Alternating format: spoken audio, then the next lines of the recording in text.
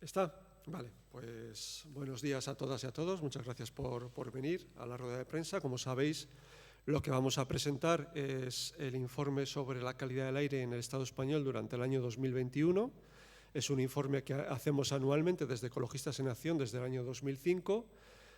a partir de la información oficial suministrada por, en este caso, casi 800 estaciones de medición repartidas por todo el territorio español.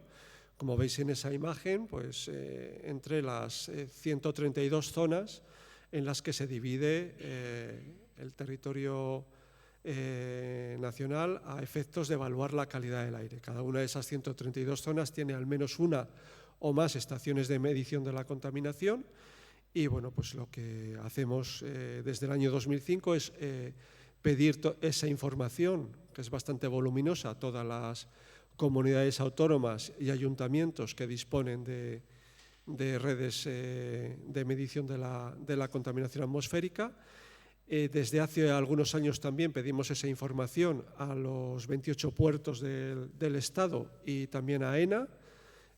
sobre los principales aeropuertos a nivel estatal. Y bueno, esa información, que es bastante laboriosa de recopilar, lo que hacemos es compararla con dos fuentes fundamentales, con dos referencias. Por un lado, los límites legales establecidos por la normativa española y europea, pero por otro lado, los estándares establecidos por la Organización Mundial de la Salud, que son bastante más estrictos, sobre todo desde septiembre del año pasado, que se actualizaron.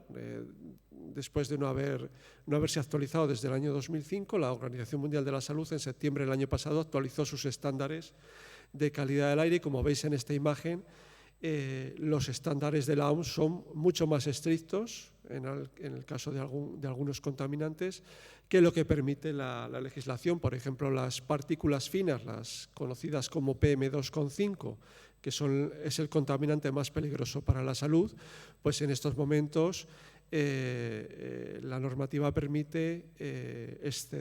multiplicar por 4 lo que recomienda la Organización Mundial de la Salud, que no se debería superar para proteger la salud pública. El caso del dióxido de nitrógeno, que es el contaminante típico de las ciudades, porque es el que emiten los tubos de escape de los automóviles, pues estaríamos en la misma situación. La normativa actualmente permite multiplicar por 4 lo que recomienda no superar la Organización Mundial de la Salud. Entonces, bueno, pues estas dos referencias son las que hemos utilizado para comparar, bueno, pues esos datos que nos proporcionan las estaciones oficiales de medición con lo que, por un lado, recomienda la OMS y lo que, por otro lado, de manera mucho menos estricta, pues permite superar la legislación. Bueno, el resultado un poco global de este trabajo, que está pues extensamente detallado en el informe completo, que tenéis, por supuesto, a vuestra disposición en la página web de la organización, y bueno, resumido o extractado en el resumen que os hemos entregado, es que durante el año pasado se ha mantenido el importante descenso de la contaminación que ya observamos en el año 2020. Los niveles de 2021 prácticamente han sido los mismos en todos los contaminantes principales y en todos los territorios españoles que ya registramos en el año 2020, es decir, unos niveles de contaminación bastante más bajos que lo que estábamos acostumbrados en la última década y prácticamente desde que disponemos de información a principios de los años 90. Las circunstancias que explican esta mejora o el mantenimiento de esta mejora a la calidad del aire, lógicamente están relacionados con las medidas adoptadas para luchar contra la pandemia de la COVID-19. En el año 2020 vivimos, como todos recordamos, un confinamiento. En el año 2021 no tuvimos confinamiento, pero sí que tuvimos, hay que recordar, porque se nos olvida ya con el paso del tiempo, tuvimos el segundo estado de alarma vigente hasta el 9 de mayo y, por lo tanto, toda la primera mitad de 2021 tuvimos restricciones en mayor o en menor medida de la movilidad habitual como consecuencia, ya digo, de las medidas de lucha contra la pandemia decretadas tanto por el Gobierno central como por las comunidades autónomas. Entonces, ahí tenemos un primer factor explicativo del mantenimiento de esta mejora de la calidad del aire durante el año 2021, que ya disfrutamos, entre comillas, durante el año 2020. También esto se puede deducir del descenso del uso de combustibles fósiles y del descenso del consumo de electricidad durante 2021, que fue de aproximadamente un 9% en el caso del consumo de gas natural y de derivados del petróleo, y del 3% en el caso del consumo de electricidad. Y finalmente, otro factor importante durante el año 2021 que ayuda a explicar esta mejora de la calidad del aire, al menos en algunos territorios,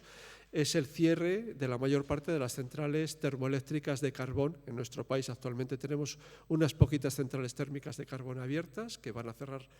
todas, en principio, a lo largo de este año, salvo una en las Islas Baleares, pero en 2021 pues, tuvimos la mayor parte de las centrales térmicas de carbón cerradas, y como bueno, sabéis, es uno de los principales agentes contaminantes históricamente en nuestro país. Y bueno, en el otro lado de la balanza, pues la producción de energía renovable alcanzó también el récord histórico en España durante el año pasado. Prácticamente casi la mitad de la electricidad que consumimos tuvo como origen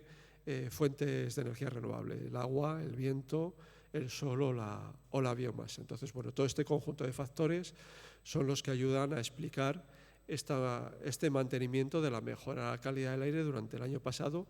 No obstante lo cual, la totalidad de la población española, y esto parece un poco contradictorio, pero es así,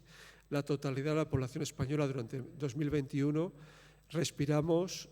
un aire con contaminación por encima de lo que recomienda la Organización Mundial de la Salud. Esto es un poco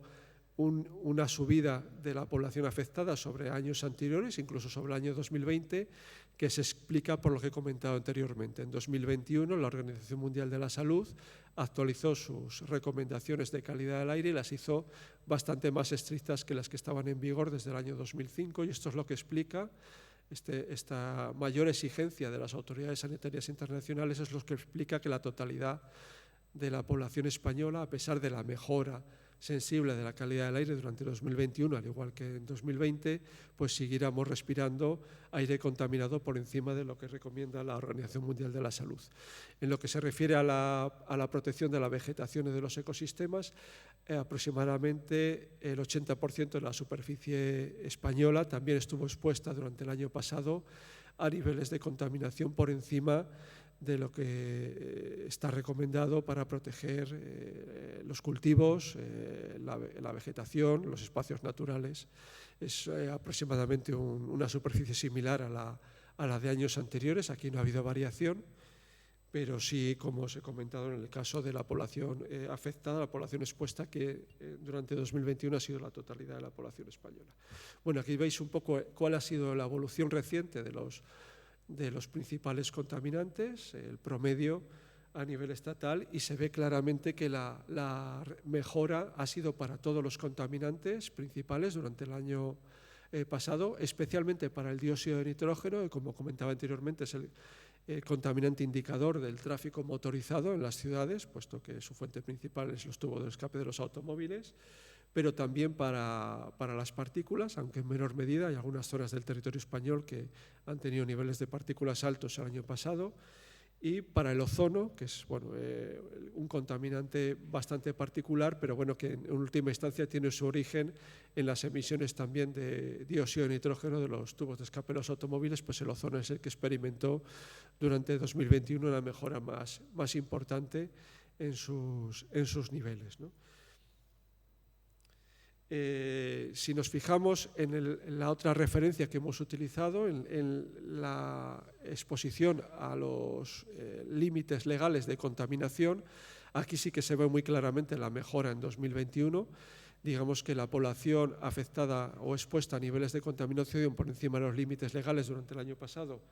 fue de 5,4 millones de personas en el Estado español, aproximadamente un 11% de la población española. Una de cada 10 personas respiró durante el año pasado aire que excede algún límite legal establecido por la normativa española y europea. Entonces, aquí sí que hay una mejora muy sustancial. Estamos hablando de prácticamente 7 millones de personas afectadas menos que en el año 2019, antes de la pandemia. Y si nos referimos a la superficie expuesta a niveles de contaminación que dañan la vegetación por encima de lo permitido legalmente, estaríamos hablando de aproximadamente 120.000 kilómetros cuadrados, que es una cuarta parte de la superficie total del territorio español y aproximadamente la mitad de la superficie afectada que en el año 2019, en el último año anterior a la pandemia. Por lo tanto, aquí sí que se aprecia mucho más claramente la mejoría de la calidad del aire durante el año pasado, durante el año 2021. Y bueno, son magnitudes similares a las que ya tuvimos en el año 2020. Bueno, el año pasado desde el punto de vista meteorológico, porque es un factor importante también para explicar las oscilaciones en los niveles de contaminación atmosférica, fue un año extremadamente cálido en cuanto a temperaturas y normal en cuanto a precipitaciones. No fue un año especialmente complicado en lo que se refiere a la acumulación de contaminantes, es decir, tuvimos tiempo bastante inestable durante el invierno, incluso durante el verano, el mes de julio fue bastante frío, pero bueno, aún así, pues digamos que año a año lo que vamos viendo es que los efectos del cambio climático global no ayudan para reducir o para mejorar la calidad del aire que respiramos, sino todo lo contrario. El hecho de que tengamos cada vez temperaturas más extremas, no solamente en verano, como hemos visto durante este año también, durante 2022, y también menores lluvias, menores precipitaciones, son condiciones que lo que hacen es agravar las situaciones de contaminación atmosférica, sobre todo en episodios, en momentos puntuales del año, cuando hay temperaturas más elevadas o cuando llueve menos, y en general durante todo el año también. Pero en todo caso hay que recordar que el cambio climático no provoca la contaminación la provocan las fuentes de emisión de contaminantes, el transporte y la industria fundamentalmente, pero sí que, digamos, es una dificultad añadida para conseguir mejoras estables de los niveles de contaminación atmosférica a los que estamos expuestos. Las fuentes de contaminación siguen siendo, como en años anteriores, fundamentalmente el transporte por carretera, también el transporte marítimo y aéreo, aunque en 2021 pues el transporte aéreo fue muy inferior al que tuvimos en 2019 y años anteriores, y también el transporte por carretera fue bastante más bajo en 2021 que en 2019 y años anteriores, como hemos comentado anteriormente. Aún así, bueno, la industria tiene una participación menor en el problema, en la medida que, como he comentado antes, las centrales térmicas de carbón, que eran las más contaminantes, la mayoría están cerradas ya, afortunadamente, y las pocas que quedan abiertas pues cerrarán a lo largo de este año. Pero, sin embargo, vemos que hay una contribución cada vez mayor en la contaminación atmosférica, en las emisiones de contaminantes al aire por parte de los edificios, tanto de las viviendas como por parte de los edificios de servicios,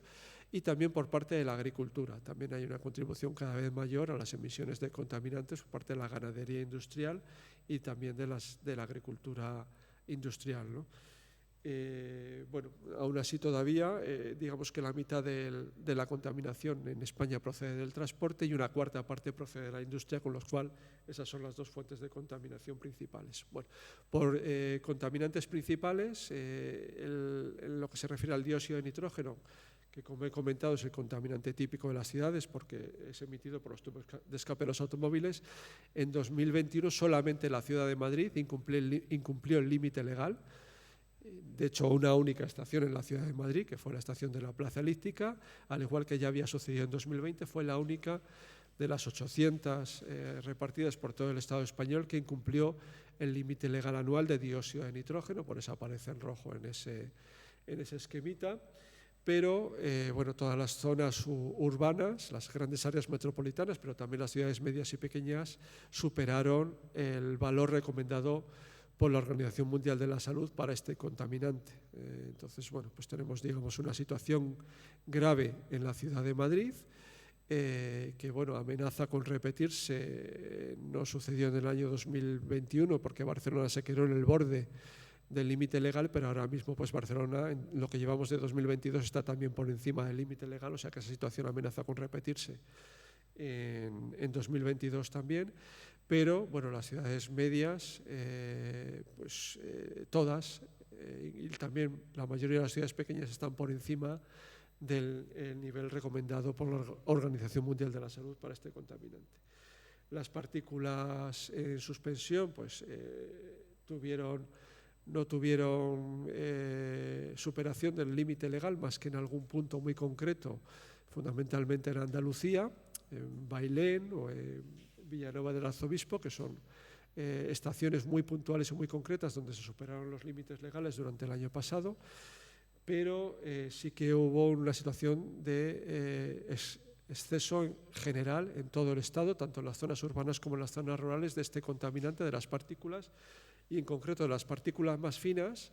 que son las más peligrosas para la salud, como comentaba al principio. Pues tenemos, como se aprecia en esta imagen, todavía muchos territorios en España que no están midiendo este contaminante, a pesar de que es el más peligroso, el que ocasiona más muertes a lo largo del año. Pues aún así tenemos todavía áreas bastante extensas del territorio español donde no se está midiendo este contaminante. Otras áreas que están en verde en este esquema, que coinciden además en buena medida con las que tenían hasta hace 1 o 2 años en funcionamiento centrales térmicas de carbón, pues digamos que han mejorado muy sustancialmente la situación como consecuencia del cierre de esas centrales térmicas contaminantes en los últimos 2 años. Tendríamos el ozono, que es el contaminante que un año más afecta de manera más extensa al territorio y a la población española, que prácticamente ha afectado a todo el territorio durante el año pasado, con incumplimientos fundamentalmente en el centro de la península, en el entorno de la ciudad de Madrid, en el interior de Cataluña y de la Comunidad Valenciana también, o en el interior de Andalucía, cumplimientos legales, y con la práctica totalidad, ya digo, del territorio de la población española expuesta a niveles de ozono que exceden lo que recomienda la Organización Mundial de la Salud. Y finalmente un contaminante sobre el que queremos hacer hincapié este año, porque es un contaminante muy poco medido, pero que en los últimos años pues está experimentando una tendencia al alza, quizás porque se está empezando a medir y antes no se medía, ¿no? Que es el benzoalfa-pireno. Es un cancerígeno relacionado con la quema de biomasa y de carbón, fundamentalmente, y bueno, pues está, ya digo, experimentando en zonas rurales también una tendencia al alza. Durante el año pasado hubo un incumplimiento del límite legal de este contaminante en una zona en concreto de Andalucía, en la provincia de Jaén, que es Villanueva del Arzobispo, que tiene un problema pues, muy concreto con la quema de estufas que queman biomasa, pero si se midiera más en otros territorios seguramente surgirían también problemas similares. El principal problema que tenemos con este contaminante ahora mismo es que prácticamente no se está controlando. Bueno, el principal problema relacionado con la contaminación atmosférica, como todos sabemos, es la afección sobre la salud de las personas. Tenemos que la Agencia Europea del Medio Ambiente estima que sistemáticamente hasta 30.000 personas cada año fallecen prematuramente en España como consecuencia de la exposición a los contaminantes atmosféricos, y que muchísimas otras personas, millones de personas en el Estado español, ven afectada su vida diaria como consecuencia de la exposición a la contaminación. Hablamos sobre todo de las personas más sensibles, como son los niños y niñas, las personas que sufren enfermedades respiratorias y cardiovasculares crónicas, las mujeres gestantes y también las personas mayores. Son los grupos de población más sensibles a la contaminación. Últimamente, en el año 2021, en concreto a Ecologistas en Acción nos está preocupando mucho la situación de la población infantil. De hecho, estamos empezando a hacer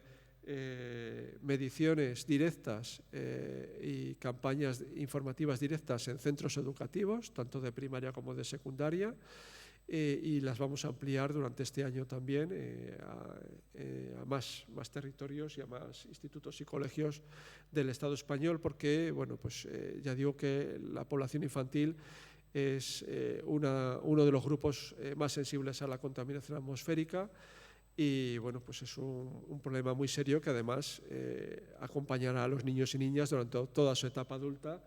aquel aire contaminado que han respirado durante su infancia, tanto en sus domicilios como en los centros educativos, donde pasan buena parte de su vida, pues va a influir o está influyendo de forma muy importante en lo que va a ser también su vida adulta, ¿no? Pero también la contaminación atmosférica afecta, como hemos apuntado, a la vegetación, es decir, que igual que muchos contaminantes son tóxicos para las personas, también son tóxicos para los animales y para las plantas, de forma que España, junto a Italia, es el país más afectado de la Unión Europea por la exposición de la vegetación a los contaminantes. Esto lo que implica es una reducción en el rendimiento de los cultivos agrícolas, por ejemplo, como consecuencia de la exposición al ozono, fundamentalmente. Pero también pues, implica una afección importante a los bosques y a los espacios naturales protegidos a través del debilitamiento de las plantas por efecto de la contaminación, que de esta manera pues, se hacen más susceptibles a plagas y enfermedades al estar, digamos, en una situación sanitaria peor, ¿no? Como consecuencia de la exposición a la contaminación atmosférica. De hecho, el Banco Mundial, el último dato que ha publicado a este respecto es que estima que, en concreto en España, el coste sanitario y laboral de la contaminación atmosférica, tanto por muertes como por bajas laborales debidas a enfermedades relacionadas con la contaminación, como por atención hospitalaria de estas enfermedades, es de alrededor de 50.000 millones de dólares, equivalente a unos 38.000 millones de euros cada año. En concreto, este cálculo es del año 2013, pero bueno, la situación no ha mejorado sustancialmente desde el año 2013 hasta ahora, y esto pues es aproximadamente pues, entre un 3 y un 4% del Producto Interior Bruto español, ¿no? Lo cual pues realmente es un impacto ya no solo sanitario, sino económico brutal para el sistema de salud y para en conjunto para la economía española, ¿no? Que es un dato que también queremos destacar, ¿no? Y bueno, pues hasta aquí un poco lo que es el resumen o la presentación de los datos principales del informe, que como digo, aparte del resumen que os hemos entregado, pues lo tendréis a vuestra disposición íntegramente en la página web de Ecologistas en Acción, con datos detallados en cada una de estas 800 estaciones, agrupadas por zonas y por comunidades autónomas, ¿no? Cedo ahora la palabra a Juan Bárcena, que es el responsable de calidad del aire de Ecologistas en Acción, pues para hacer algunas valoraciones sobre lo que este panorama, ¿no?, supone, y posteriormente hablará también Carmen Duce, a mi izquierda, que es la responsable de transporte de Ecologistas en Acción, también a nivel estatal. Cuando se produce alguna superación de algún valor límite legal establecido por la legislación o española o europea, es obligatorio que se pongan en marcha planes de mejora de calidad del aire en la zona afectada. Sin embargo, vemos que en muchos casos estos planes no se ponen en marcha, ¿no? Particularmente hay un problema serio con los incumplimientos del valor objetivo de ozono. Hay 10 comunidades autónomas que incumplen o que superan este valor objetivo y, sin embargo, no tienen planes, ¿no? Y a veces, cuando hay un plan en marcha, pues realmente no tiene el calado suficiente para abordar con seriedad el problema, y el resultado es pues, que no conseguimos dejar de superar esos valores límite. En el medio ambiente urbano, la única forma, digamos, seria de reducir la contaminación atmosférica es reducir el tráfico. Esto, pues que ya lo sabíamos desde hace mucho tiempo, pues ha quedado muy patentemente demostrado en lo que ha pasado en los últimos 2 años, que básicamente con todo lo que ha provocado la situación pandémica con el COVID, pues se ha producido una reducción sustancial de la contaminación en las ciudades, porque ha disminuido bastante la movilidad, ¿no? Entonces vemos que tenemos un gran margen de mejora si organizamos más racionalmente la movilidad en las ciudades, ¿no? Entonces, básicamente lo que hay que hacer es reducir todo lo que se pueda el tráfico motorizado y potenciar la movilidad activa, pues tanto peatonal como ciclista, y el transporte público. Además, bueno, pues en otros sectores pues, tenemos que hablar pues, del ahorro energético. En la industria, pues, la utilización de las mejores técnicas industriales disponibles. Es importante pues, conseguir el cierre de las centrales térmicas de combustibles fósiles. Estamos hablando de que ya aparentemente se van a cerrar las centrales de carbón, pero hay que ir también al cierre de otros tipos de centrales, penalizar el uso del diésel en el transporte. Es importante reducir el uso del avión y entonces lo que no deberíamos estar haciendo es tener planes para ampliar aeropuertos como el del Prat o Barajas. Lo que tendríamos que estar haciendo es organizar cómo sustituimos vuelos en avión por vuelos en otro tipo, viajes en otros medios menos contaminantes, como el tren. Además, sería importante designar un área de control de emisiones del transporte marítimo en el Mediterráneo, semejante a lo que ocurre en otros mares, pero en el Mediterráneo todavía no tiene un área de control de este tipo, ¿no? Y en otro sector importante como la agricultura, pues es importante establecer una moratoria para las macrogranjas ganaderas, que también son un ámbito en el que se producen grandes emisiones que al final redundan en el problema de la contaminación atmosférica, ¿no? Sí, para terminar queríamos hacer un rapidísimo análisis de riesgos y oportunidades o de oportunidades. Está sobre la mesa lo que marca la Ley de Cambio Climático que se aprobó el año pasado, que obliga a todas las ciudades mayores de 50.000 habitantes a poner en marcha sus zonas de bajas emisiones antes de 2003. Esto es que las ciudades, 2023, perdón. 149 ciudades tienen que poner en marcha su zona de bajas emisiones en 5 o 6 meses. Lo que estamos viendo es que van todas bastante lentas. Sí que ha habido ya una primera convocatoria de ayudas de fondos europeos dentro del Plan de Recuperación y Resiliencia de 1.000 millones de euros a través del Ministerio de Transporte, que ya se han distribuido a las ciudades, y se espera otra nueva convocatoria de otros 500 millones de euros precisamente para poner en marcha estas zonas de bajas emisiones. Estamos a la espera de que se apruebe cuanto antes el Real Decreto de zonas de bajas emisiones que marque de alguna manera más clara qué es lo que las ciudades tienen que hacer, porque ahora mismo sí que estamos viendo bastante confusión o heterogeneidad, o incluso muchas ciudades que se están planteando simplemente dejar el centro peatonal histórico y poner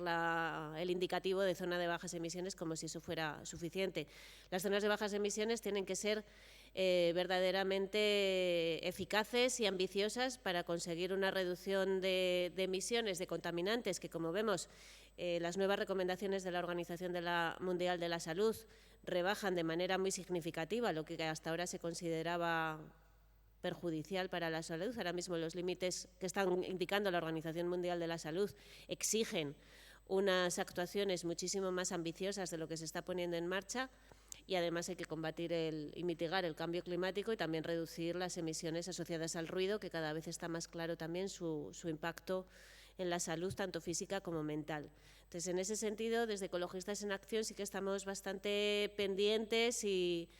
bueno, en las ciudades, con los grupos locales, tratando de hacer bastante seguimiento de los planes de las ciudades y también seguimiento de los fondos europeos, porque sí que nos tememos que este reparto de 1.500 millones de euros pueda finalmente, bueno, pues financiar o bien otras actuaciones, incluso actuaciones contrarias, como en algún caso ya sabemos que hay algún plan para hacer grandes aparcamientos, no precisamente en el sentido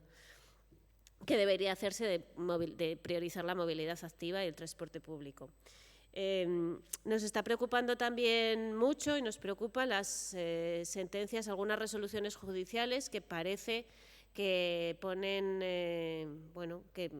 avalan un supuesto derecho inexistente a conducir el coche privado por cualquier parte de la ciudad frente al derecho a la salud y el derecho al medio ambiente. El año pasado fue la sentencia contra Madrid Central, este año ha sido Barcelona, y también hay ya alguna sentencia que anula medidas que pretendían favorecer la movilidad activa, como en Gijón, la sentencia contra la peatonalización del muro o la sentencia de Valladolid que anula los carriles bici y los carriles bus exclusivos. Estas nos parecen actuaciones muy preocupantes porque también dan una señal bastante alarmante hacia los ayuntamientos, ya que los ayuntamientos se enfrentan este último año de legislatura, no suele ser un año en el que se pongan en marcha medidas demasiado ambiciosas, y con este tipo de señales que se envían desde algunos jueces y algunas juezas, y que nos parece bastante preocupante y que va completamente en contra de lo que tendríamos que estar haciendo con urgencia para mitigar el cambio climático y para afrontar todos estos problemas de calidad del aire que son problemas severos. Estamos trabajando mucho, como decía Miguel Ángel Ceballos, especialmente con escuelas, con el ámbito educativo. Estamos colaborando con organizaciones de familias, con la plataforma de infancia, con otros grupos y otros colectivos, a través de una campaña que hemos llamado Clean Cities, y a través de esa campaña sí que pretendemos, ya llevamos bastantes meses trabajando con la comunidad educativa de diferentes ciudades, tratando de apoyar y empujar que alrededor de las escuelas se declaren espacios libres de humos, no solamente del tabaco, sino espacios libres de humos de coches, libres de ruidos, y en definitiva, pues que puedan ser espacios en los que los niños y las niñas puedan ir seguros y seguras andando o en bicicleta o en patinete. Las escuelas son uno de los ámbitos que el propio borrador de Real Decreto de zonas de bajas emisiones ya reconoce como zonas de especial protección, así como los centros sanitarios y las residencias de personas mayores, y sí que nuestro planteamiento es que en el proceso de elaborar las zonas de bajas emisiones en las ciudades, además de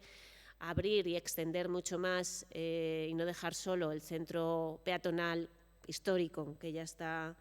que en muchas ciudades ya tiene restricciones al tráfico, sino que sea una extensión mucho más amplia y que recoja especialmente esas restricciones de tráfico alrededor de las escuelas y también de centros sanitarios y de residencias de personas mayores,